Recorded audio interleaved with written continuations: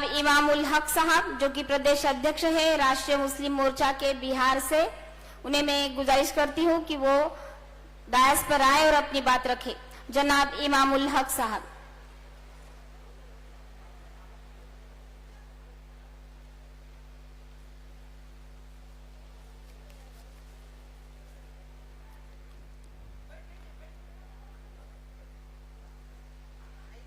हाली जनाब सदर मोहतरम, मंच पर बैठे हुए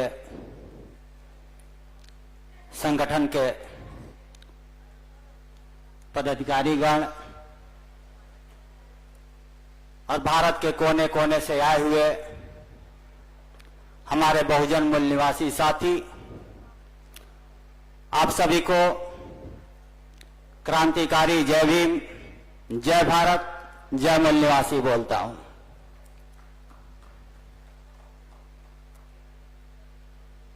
साथियों, आज बामसेफ के 40वें राष्ट्रीय अधिवेशन और भारत मुक्ति मोर्चा का 13वां राष्ट्रीय अधिवेशन नागपुर की सरजमीन पर हमें इस मंच से बोलने का मौका मिला। इसके लिए मैं आप सभी का आभार प्रकट करता हूं। आज का जो विषय दिया गया है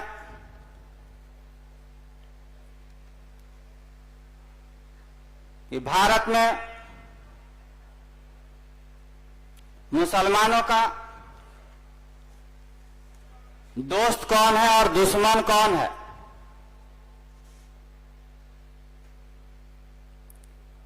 एक चर्चा का विषय। तो साथियों, इस दोस्त और दुश्मन की पहचान जहां तक के मैं समझता हूं आपके सामने रखने का प्रयास करूंगा कि भारत में मुसलमानों का दोस्त कौन है और दुश्मन कौन है।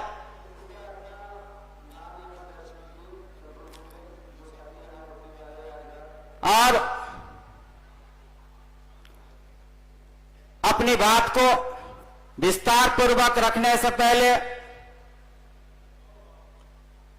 एक पंक्ति आप लोगों के समक्ष रखना चाहता हूं कि कहीं पर बुद्ध लिख देना,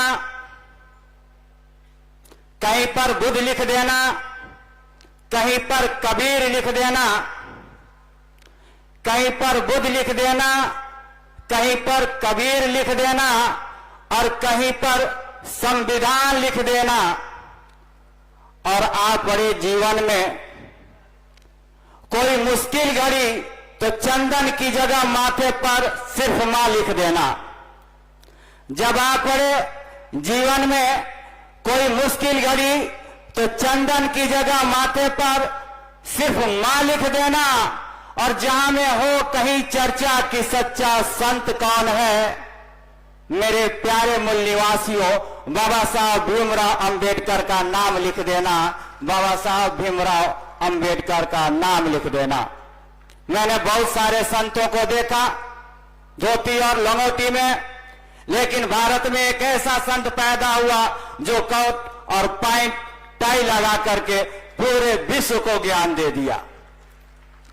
तो साथियों, कि भारत में मुसलमानों का दोस्त कौन है और दुश्मन कौन है, इसकी पहचान तो मैं समझता हूं कि भारत में मुसलमानों का दुश्मन हुआ है जो भारत के हाल फिलहाल में 3 टुकड़े किए, भारत के मुसलमानों को 3 भागों में विभाजित किया।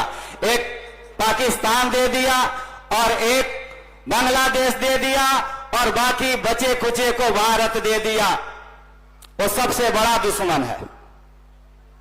और इन्हीं दुश्मनों की पहचान कराने के लिए बामसेफ लगभग 40 वर्षों से प्रयास कर रहा है, लेकिन अब तक के मुसलमानों को अपने दुश्मन की पहचान नहीं हो पाई। इसीलिए मुसलमान आज घाटे में है, खसारे में है। तो भारत को समय समय पर विभाजित करने वाले सिर्फ मुसलमानों के ही दुश्मन नहीं, भारत के मूल निवासियों के भी दुश्मन हैं, जिन्होंने अपनी मफाद के लिए, फायदे के लिए समय समय पर भारत को खंडित किया है। मैं समझता हूं कि इशारों में ये बात मैं आप तक पहुंचा दिया हूं कि भारत का असली दुश्मन कोई और नहीं है। भारत का असली दुश्मन वही है जो ऊंच नीच पर, जो सामाजिक भेदभाव फैला करके अपना राज स्थापित किए हुआ है, और इसकी मानसा है कि भारत में हमेशा हमारी राज स्थापित रहे, चाहे इसके लिए भारत को खंड खंड क्यों न करना पड़े। दूसरा कि भारत में मजलूमों का इत्तेहाद किए बगैर भारत का विकास संभव नहीं है। तो भारत में कितने तरह के मजलूम हैं, बड़ी जल्दी आ गया। भारत में कितने तरह की मजलूम हैं, उसको चिन्हित करना पड़ेगा, और इन मजलूमों को एक बिंदु पर आना पड़ेगा। पर्ची आ गई है, इसलिए हम अपनी बात विस्तार पूर्वक नहीं रख सकते। माजरत चाहते हैं, थोड़ी देर समय दे दिया जाए कि अपनी कम से कम एक बिंदु को क्लियर कर ले हम, कि बहुत सारे मजलूम है भारत में, इन सबका इत्तेहाद होना चाहिए और इसके लिए एक केंद्र बिंदु होना चाहिए। और हमारे आका मोहम्मद मुस्तफा सल्लल्लाहु अलैहि वसल्लम ने पूरी दुनिया के लिए एक बिंदु दिया। अगर हम उस बिंदु को पढ़ ले, जान ले, समझ ले, अमल कर ले, तो हम जानते हैं कि मजलूमों का जो है इत्तेहाद 100% संभव है, और वह कलमा है ला इलाहा इल्लल्लाह, ला इलाहा इल्लल्लाह मुहम्मदुर रसूलुल्लाह। इस ला इलाहा में पूरी कायनात की भलाई छुपी हुई है। इस ला इलाहा को अगर जब तक हम नहीं समझेंगे, तब तक हमारे में इत्तेहाद नहीं होगा। हमारे मुस्लिम स्कॉलर कहते हैं कि कुछ भी नहीं था तो अल्लाह था, और कुछ नहीं रहेगा तो अल्लाह रहेगा।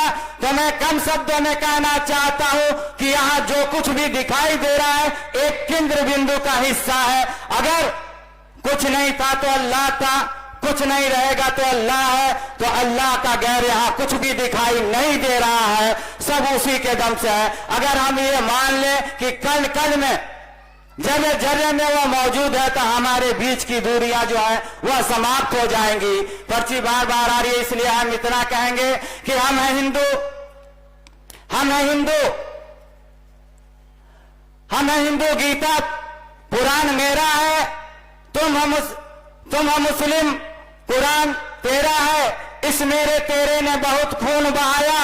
अब हम सब मिलके कहें अंबेडकर मेरा है, संविधान मेरा है। अंबेडकर मेरा है, संविधान मेरा है। हम है मुस्लिम तो मानव कौन है, और तुम है हिंदू तो दानव कौन है। अब हम सब मिलके ये पता करें जो हमें बांट के रखा है वो बानर कौन है, जो हमें बांट के रखा है वो बानर कौन है। पुनः सभी साथियों को जय मूल्यवासी। जय मूल्यवासी, धन्यवाद। यह थे जनाब इमामुल हक साहब।